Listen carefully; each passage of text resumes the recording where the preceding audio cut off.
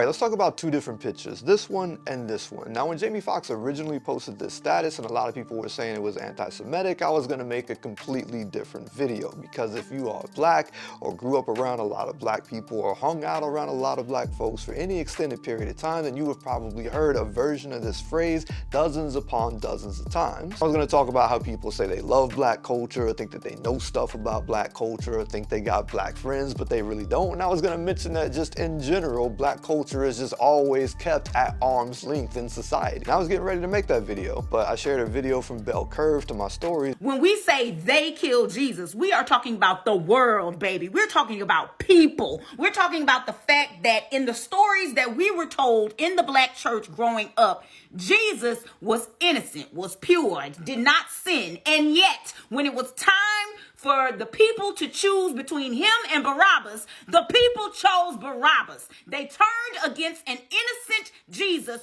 who was out here healing people from all the things. And one of my followers DM'd me this.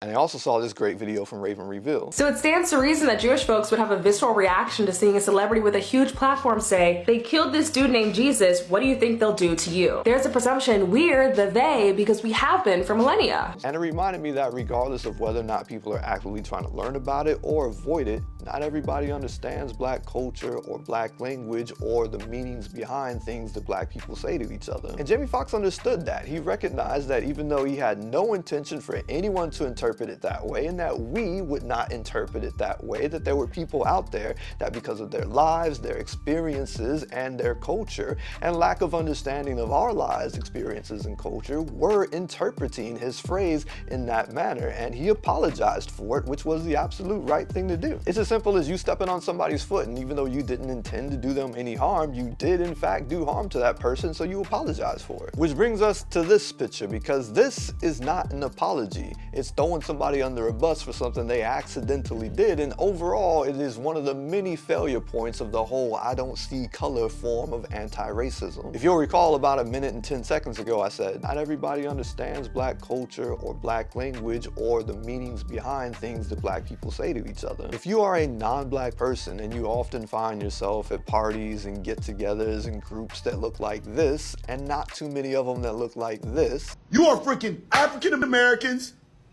plus Mark. and even those of you that often do find yourself getting invited to things like this,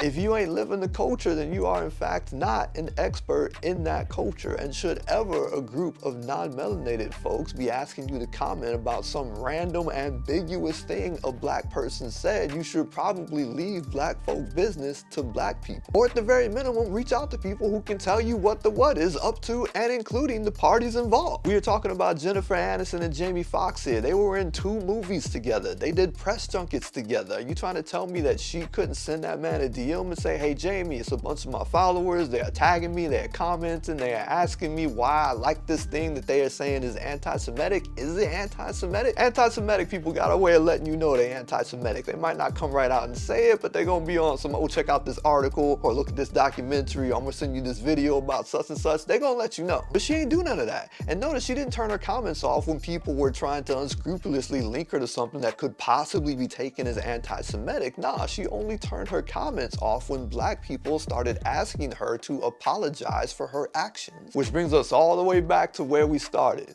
Fake friends. Yo, Jennifer, you did harm and you owe that man an apology. Yo, what's good, YouTube? Thanks for watching that video. Hopefully you liked it. If you did, leave me a comment and let me know what you thought. As you can see, I made a little bit of an equipment upgrade, so hopefully now y'all can no longer hear that sound that the refrigerator is making right now in the background, and it's also going to allow me to do things like film outside in the woods by my house, but hopefully give me a lot more consistent audio all the way through the videos. Let me know how it sounds in the comments. Anyway, I just want to say a huge thank you to everybody who donated and shared and commented on the GoFundMe video that we had for my cousin and her family. Unfortunately, she didn't make it.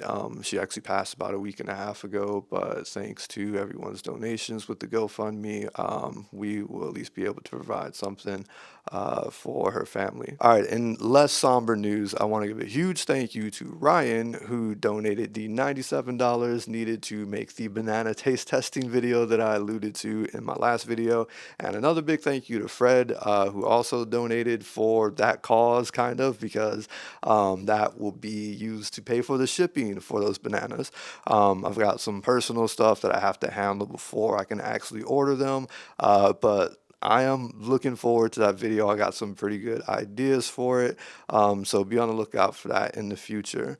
Thank y'all so much for supporting me, liking my content, sharing everything, watching my stuff, leaving me comments and everything. You do not know how much it means to me. I'm working on a video about Bolivia and the Bolivia coup from 2019 because some people on TikTok asked me to talk about it. So for my Patreons, a version of that video should be up hopefully by the end of the week, and it should be live on all of my platforms sometime next week, hopefully, fingers crossed. And that's it. I will catch y'all on the next one. Ciao.